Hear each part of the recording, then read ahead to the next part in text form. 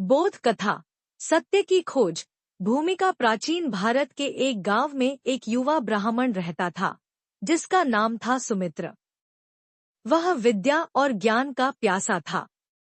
अपने माता पिता की मृत्यु के बाद उसने अपने जीवन का उद्देश्य सत्य की खोज में निकलना तय किया। सुमित्र ने शास्त्रों का अध्ययन किया और विभिन्न विद्वानों से संवाद किया, लेकिन वह फिर भी संतुष्ट नहीं था। उसे हमेशा यह महसूस होता था कि ज्ञान केवल पुस्तकों में नहीं होता, बल्कि अनुभव में होता है। यात्रा की शुरुआत। एक दिन सुमित्र ने निर्णय लिया कि वह अपने गांव से दूर एक महान ज्ञानी की खोज में निकलेगा। उसने अपने गुरु से आशीर्वाद लिया और चल पड़ा। वह कई दिनों तक यात्रा करता रहा, पहाड़ों, नदियों और वनों को पार किया। रास्ते में उसे कई साधु और संत मिले, लेकिन कोई भी उसकी जिज्ञासा का संतोष नहीं कर सका।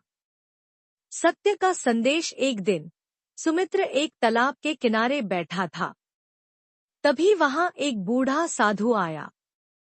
साधु के चेहरे पर गहरी शांति थी। सुमित्र ने साधु से पूछा, हे महात्मा, क्या आप मुझे सिखा सकते हैं कि सत्य क्या है? साधु ने मुस्कुराते हुए उत्तर दिया, सत्य एक गूढ़ रहस्य है जिसे केवल अनुभव के माध्यम से समझा जा सकता है। तुम्हें अपनी यात्रा जारी रखनी होगी। यह सुनकर सुमित्र ने साधु का आभार माना और आगे बढ़ गया। उसने निश्चय किया कि वह साधु की बातों को ध्यान में रखेगा। साधनाएं और संघर्ष। सुमित्र ने कई दिनों तक यात्रा की।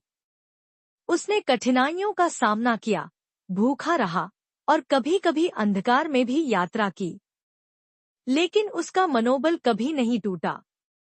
उसने कई तरह के साधन किए, जैसे ध्यान, योग और उपवास, लेकिन फिर भी उसे वह सत्य नहीं मिला जिसे वह खोज रहा था। एक मोड़। एक दिन सुमित्र एक गांव में पहुंचा, जहां लोगों में अत्यधिक भय का वातावरण था। गांव के लोग एक बड़े राक्षस से परेशान थे, जो उनकी फसलें नष्ट कर देता था। उन्होंने सुमित्र से मदद की याचना की।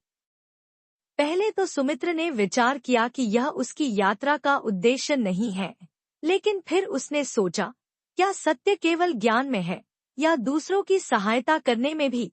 सुमित्र ने निर्णय लिया कि वह गांव वालों की मदद करेगा। उसने राक्षस का सामना करने का साहस किया। वह अपनी बुद्धि और साहस से राक्षस को चुनौती दी। कई घातक मुकाबलों के बाद